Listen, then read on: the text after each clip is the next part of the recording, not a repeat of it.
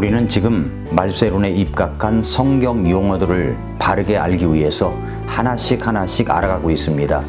여러분이 이 말세론에 입각한 성경 용어들을 하나씩 설명할 수 있다면 이단의 유혹에 빠지지 않을 수가 있고 사랑하는 우리 주님을 기다리는 사모함이 더욱 커가게 될 것입니다. 성경은 구원받은 사람들은 예수님께서 공중에 강림하실 때 모두 채여 올라간다고 말씀합니다. 이것이 휴거죠. 그 말씀이 데살로니가 후서 4장 16절부터 17절에 나와 있습니다. 우리는 공중에 올라가 사랑하는 우리 주님을 만나게 되면 두 가지가 기다리고 있습니다. 하나는 뱀마 심판석, 그리스도의 심판석에서 우리가 행한 것에 따른 상급을 받게 될 것입니다. 또 하나는 어린 양의 신부로서 우리는 그리스도와 혼인잔치를 열게 될 것입니다. 이것은 지상 재림 때까지 일어날 일들입니다. 신부로서의 자격은 내가 죄인인 것을 회개하고 예수 그리스도를 구주와 주님으로 마음에 받아들인 적, 믿은 적이 분명히 있으면 됩니다. 무슨 신부 수업을 한다느니 하면서 어떤 행위를 더하는 것은 가짜입니다. 은혜로 선물로 거저 주어지는 구원은 우리를 사랑하는 주님 앞에 서게 합니다. 이것은 우리 예수님이 오시면 공중에서 벌어질 일들입니다. 그렇다면 이제 이 지상에서는 어떤 일들이 일어나게 될까요? 이 지상에서 일어날 일들에 대한 자세한 것을 알 수가 있을까요? 네, 알 수 있습니다. 요한계시록에서 아주 상세하게 예언을 해놓고 있습니다. 요한계시록에 예언된 말씀을 이해하려면 요한계시록의 구조를 잘 알아야 합니다. 마귀사탄은 요한계시록을 이해할 수 없는 신비한 책이라고 생각하게 만들어가지고 아예 접근을 못하게 만들고 어려운 책이라고 그렇게 만들고 있습니다. 아니면 문자적 해석이 아닌 요상한 해석으로 요한계시록 이해를 어렵게 만드는데 요한계시록을 이해하려면 먼저 그 구조를 잘 알고 있어야 됩니다. 요한계시록은 총 22장으로 구성되어 있습니다. 요한계시록은 어떤 책이냐 하는 말씀이 요한계시록 1장 19절에 기록되어 있습니다. 네가 본 것들과 지금 있는 것들과 이후에 있을 것들을 기록하고 라고 했습니다. 그러니까 이 말씀에서 요한계시록은 세 가지로 구분되어 있다라고 볼 수가 있죠. 첫째는 요한이 본 것들 1장입니다. 그리고 지금 있는 것들 2장 3장입니다. 그리고 이후에 있을 것들 4장부터 22장까지입니다. 이것을 잘 기억해 두시기 바랍니다. 요한이 본 것들 1장, 지금 있는 것들 2장 3장, 이후에 있을 것들 4장부터 22장까지. 이 부분에서 정말로 이제 어마무시한 7재앙들, 7봉인의 재앙, 7나팔의 재앙, 7금병의 재앙으로 구성된 7년 환란기와 그리고 천년왕국, 그리고 새하늘과 새 땅이 이어지게 됩니다. 1장에는 예수 그리스도의 비전이 나타나고 2장 3장에는 7교회가 나타납니다. 그리고 4장이 시작되자마자 곧바로 1절에 요한을 향하여 이리로 올라오라는 음성과 함께 요한이 말 그대로 휴거되어 하늘나라에 올라가서 이 땅에서 7년 동안 진행될 환란기의 모든 모습을 보고 기록한 책이 바로 요한계시록이라는 것입니다. 자, 환란기에는 7봉인, 7나팔, 7금병의 심판의 저주가 기다리고 있습니다. 그런데 우리가 이 순서를 마치 시간 순서로 배열해서 생각하기가 쉽습니다. 즉 환란기가 7년인데 그 7년 동안 3분의 1은 7봉인의 심판이, 또 3분의 1은 7나팔의 심판이, 또 3분의 1은 7금병의 심판이 일어난다고 이해할 수가 있습니다. 그러나 요한계시록은 총 404절 가운데 278절이 유대교의 요소를 담고 있습니다. 특히 전형적인 히브리 계시문학의 형태를 띠고 있습니다. 무슨 말이냐면 히브리 계시문학의 형태는 대개 한 번 이야기한 것을 다시 이야기하고 또 강조해서 이야기하는 구조로 되어 있다는 말입니다. 그러므로 이 세 가지 심판은 비슷한 때의 일을 재차 나열하는 것으로 보아야 합니다.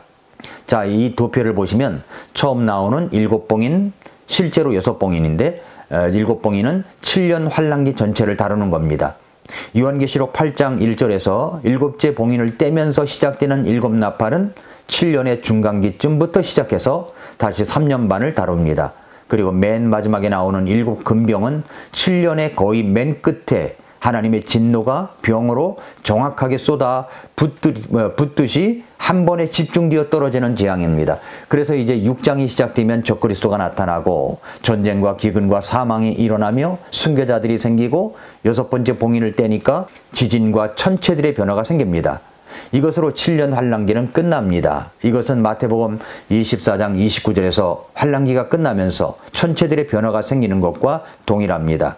7째 봉인을 떼니까 7나팔이 등장하죠. 환란기 중간쯤에 드디어 나팔을 부는 천사들이 나타나고 그들이 각각 6나팔을 분 뒤 7째 천사가 나팔을 불면 그때 환란기가 끝나고 그리스도의 왕국이 이루어집니다. 요한계시록 11장 15절부터 19절에 이 말씀이 나와 있습니다. 7째 천사가 나팔을 불매 하늘에 큰 음성들이 있어 이르되 이 세상의 왕국들이 우리 주와 그분의 그리스도의 왕국들이 되었고 그분께서 영원 무공토록 통치하시리라 하니 라고 되어 있죠. 그러니까 7째 나팔 소리가 나면 말씀 그대로 그리스도의 왕국들이 세워지면서 하나님의 신비들이 다 이루어지는 겁니다. 요한계시록 10장 7절에서 7째 천사가 음성을 내는 날들, 즉 그가 나팔을 불기 시작할 때 하나님의 신비가 그분께서 자신의 종 대언자들에게 밝히 드러내신 것 같이 이루어지리라 하더라 라고 했습니다. 한편 7금병이 남아있죠. 7금병은 환란기의 맨 마지막에 집중적으로 정조준돼서 이 땅에 쏟아 부어집니다. 요한계시록 10장 11절에는 이들이 디프리되어 일어나는 것을 보여주는 매우 중요한 그런 단어가 하나 있습니다.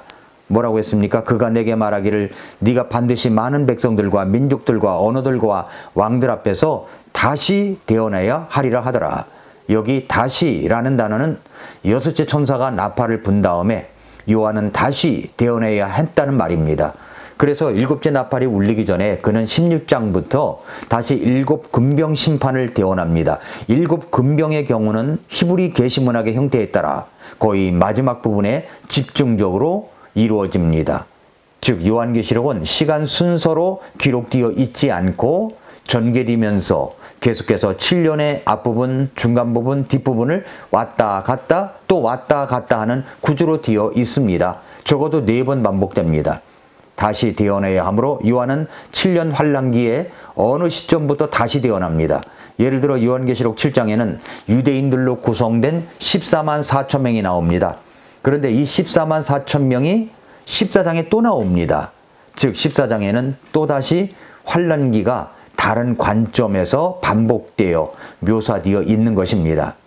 이러는 가운데 요한계시록 12장에서 환란기에 3년 반쯤 되는 시점에서 마귀 사탄이 하늘에서 쫓겨나 그를 따르는 악한 천사들과 함께 이 땅으로 내려오고 이때부터 환란기가 끝날 때까지 3년 반 동안 이스라엘은 혹독한 고통을 당하게 됩니다. 여기 선도에서 보듯이 교회의 휴거가 이루어진 다음에 이 지상에서의 7년 환란기 전반부에는 적그리스도가 등장하여 마치 이스라엘을 보호할 것처럼 접근합니다. 그러나 사탄이 땅으로 쫓겨 내려온 시점 3년 반부터는 적그리스도가 세상을 통치하면서 이스라엘에게 혹독한 고통과 핍박을 가합니다. 이때를 대환란기라고 부릅니다. 바로 이 기간에 11장에 있는 두 증인의 사역이 이루어집니다. 그러면서 맨 끝에 가서 17장, 18장에는 바벨론의 멸망이 기록되어 있습니다. 바벨론은 창세기 11장에서 바벨탑 사건을 일으킨 니므롯이 세운 최초 단일 세계 국가였고 하나님의 개입으로 바벨탑에서 사람들의 언어가 혼잡하게 된 이유로 바벨론의 정치, 종교, 문화 체제는 이 세상의 신, 공중의 권세 잡은 통치자, 마귀를 따르는 온 세상의 근본이 되었습니다. 즉 하나님을 대적하는 모든 인본주의 사상의 근본이 바벨론에서 나왔던 것입니다. 요한계시록 18장 2절부터 5절에 보면은 그가 천사가 우렁찬 음성으로 힘차게 외쳐 이르되 저 큰 바빌론이 무너졌도다. 그녀가 마귀들의 거처가 되고 모든 더러운 영의 요새가 되며 모든 부정하고 미움받는 새의 집이 되었도다. 이는 모든 민족들이 그녀의 음행으로 인한 진노의 포도즙을 마셨고 땅의 왕들이 그녀와 음행하였으며 땅의 상인들도 그녀의 넘치는 사치로 말미암아 부유하게 되었기 때문이라 하더라. 또 내가 들으니 하늘로부터 다른 음성이 나서 이르되 내 백성아 너희는 그녀에게서 나와 그녀의 죄들에 참여하는 자가 되지 말고 그녀가 받을 재앙들을 받지 말라. 이는 그녀의 죄들이 하늘에 닿았고 하나님께서 그녀의 불법들을 기억하셨기 때문이라. 마귀 영역에 속한 모든 것들, 즉 노아의 홍수 이후부터 하나님을 대적하는 모든 바벨론 체계가 정치, 종교, 문화 등 이때에 심판을 받고 완전히 무너져 버립니다. 그리고 나중에 또 다르겠지만 순서적으로 일어나는 일이 19장에는 예수님의 지상 강림이 기록되어 있고 20장에는 주님이 세우시는 천년왕국이 자세히 나와 있습니다. 천년왕국의 끝에는 그리스도 밖에서 죽은 모든 자들, 즉 생명책에 기록되지 않은 모든 자들이 부활해서 하나님의 크고 흰 왕좌 앞에서 심판을 받고 다시 죽어 불호수라는 둘째 사망에 영원토록 던져집니다. 그 다음에 21장, 22장에는 새하늘과 새 땅이 나오면서 미래의 영원이 기록되어 있는 것입니다. 사랑하는 성도 여러분, 우리가 지금 구원받은 것이 얼마나 감사한지 모릅니다. 예수님이 곧 오시면 우리는 휴거되어 공중에서 사랑하는 우리 주님을 만나게 될 것입니다. 그러나 이 지상에서는 끔찍한 일곱 재앙들이 쏟아집니다. 아직도 구원받지 못한 나의 가족들, 이웃들, 친구들, 동료들에게 지금 잠깐이라도 예수님을 믿자고 하는 문자나 전화나 말을 해야 합니다. 지금이 구원받을 때요. 지금이 구원의 날이기 때문입니다. 오늘도 미라클 모닝입니다.